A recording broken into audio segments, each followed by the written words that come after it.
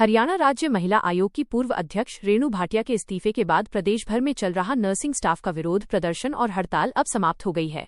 Haryana staff nurse association ने अपनी मांग पूरी होने का हवाला देते हुए आंदोलन वापस लेने की घोषणा कर दी है।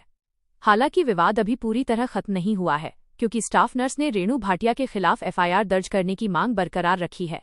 कुरुक्षेत्र के लोकनायक जयप्रकाश नागरिक अस्पताल में निरीक्षण के दौरान हुई एक विवादित टिप्पणी ने पूरे प्रदेश में बड़ा विवाद खड़ा कर दिया था। महिला आयोग की तत्कालीन अध्यक्ष रेणु भाटिया की टिप्पणी को नर्सिंग स्टाफ ने अपमानजनक बताते हुए विरोध प्रदर्शन शुरू कर दिया था। मामला लगातार बढ़ता गया और प्रदेश भर के नर्सिंग कर्मी आंदोलन में शामिल हो गए। अब रेणु भाटिया के इस्तीफे के बाद हरियाणा स्टाफ नर्स एसोसिएशन ने अपना धरना और हड़ताल समाप्त करने का फैसला लिया है। एसोसिएशन का कहना है कि उनकी मुख्य मांग पूरी हो चुकी है और अब स्वास्थ्य सेवाएं सामान्य रूप से जारी रहेंगी। हालांकि जिस स्टाफ नर्स को निरीक्षण के दौरान फटकार लगाई गई थी, उन्होंने अपनी नाराजगी बरकरार रखी है। स्टाफ नर्स अनिता का कहना है कि केवल इस्तीफा देना पर्याप्त नहीं है।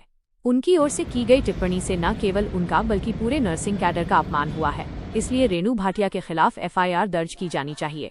अनिता ने कहा कि अस्पताल में भर्ती हर महिला मरीज और विशेष रूप से दुष्कर्म पीड़िता उनके लिए बेटी के समान है। ऐसे में उनकी जिम्मेदारी पर सवाल उठाना और सार्वजनिक रूप से टिप्पणी करना बेहद दुखद और अनुचित था। फिलहाल हड़ताल खत्म होने से मरीजों और स्वास्थ्य सेवाओं को बड़ी राहत मिली है, लेकिन एफआईआर की मांग को लेकर विवाद अभी भी जारी है। ऐसे में देखने वाली बात होगी कि आने वाले दिनों में इस मामले में आगे क्या कार्रवाई होती है।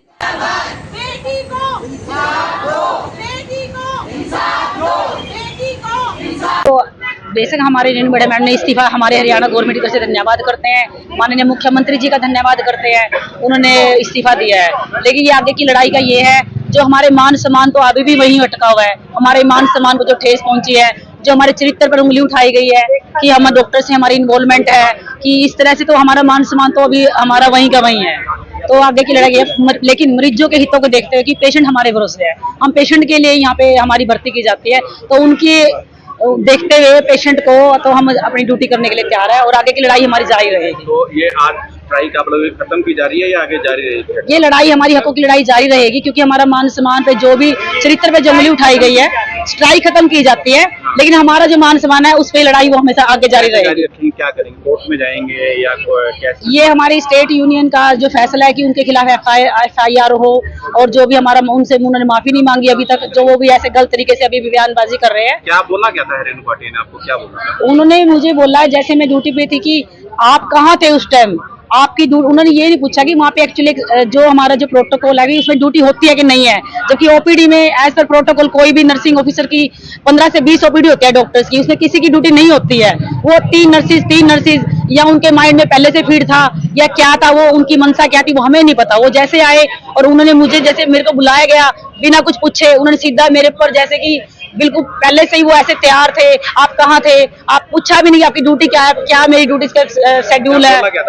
उन्होंने मुझे, आप कहाँ थे उस टाइम, आप अंदर थे, पर्दे के पीछे थे, आप कहाँ थे, ऐसे कैसे हो गया, और आपकी बेटी को छोड़ दूं, आपकी बेटी को छोड़ दूं। और इन जो उनके शब्द थे वो इतने अपमानजनक थे कि मुझे लगा कि जैसे मैं क्या मुंह लेके अपने घर में जाऊं। हमारी फैमिली है, बहुत रिश्तेदार होते हैं, वो भी बेटी है, उस बेटी के लिए हम इंसाफ चाहते हैं, वो हमारी बेटी है, हम उसके लिए इंसाफ चाहते हैं। उस बेटी के साथ बहुत गलत किया है, वो जो नहीं होना चाहिए, वो सभी नर्सिंग कैडर या डॉक्टर्स हैं, सभी के लिए बहुत ही मतलब गलत हुआ है, हम उसका विरोध करते हैं। डेली की ओपीडी होती है, ये हमारी जानकारी में नहीं था। डेली इतने ही मरीज आते हैं, हर डॉक्टर्स ऑर्थोपेडिक डॉक्टर हैं, सर्जन हैं, वो अलग अलग ओपीडी में बैठते हैं, तो हमें इतनी फीमेल्स भी आती है, 78 फीमेल बहुत आती हैं। अब हम हर किसी का हमें तो नहीं पता, अगर डॉक्टर्स के द्वारा इन्फॉर्म किया जाता है, फीमेल अटेंडेंट भी थी ऊपर ओपीडी में, वो इन्फॉर्म करते हैं तो हम चले जाते हैं, हमारी फीमेल अटेंडेंट को भेजते हैं, उनकी पोस्टिंग की जाती है वहाँ पे। हर ओपीडी में क्लास 4 तैनात, हर ओपीडी के जितने डॉक्टर्स हैं उन एक क्लास 4 की ड्यूटी लगाई जाती है प्रोटोकॉल के हिसाब से। बट नर्सिंग स्टाफ की जो 3 नर्सिस कह रहे हैं उनकी ड्यूटी अंदर नहीं होती है, कहीं भी ठेस पहुंची है इतनी। मैं अपने जो शब्द है मैं आपको बयान नहीं कर सकती, मेरे लिए घर जाना मुश्किल हो गया जब उन्होंने ऐसे बोला आपकी बेटी को छोड़ दूं। मैं अब उस टाइम इतनी सुन थी कि मुझे कुछ समझ नहीं आ रहा मैं क्या कहूँ, मेरे पास कोई वर्ड्स नहीं है, मैं बिल्कुल स्पीचलेस थी, क्या कहूँ मैं। उन्होंने ऐसे एकदम से, जैसे जब ड्यूटी नहीं है, लेकिन फिर उन्होंने ऐसे बोला, कोई मेरी जगह कोई और भी होता शायद कुछ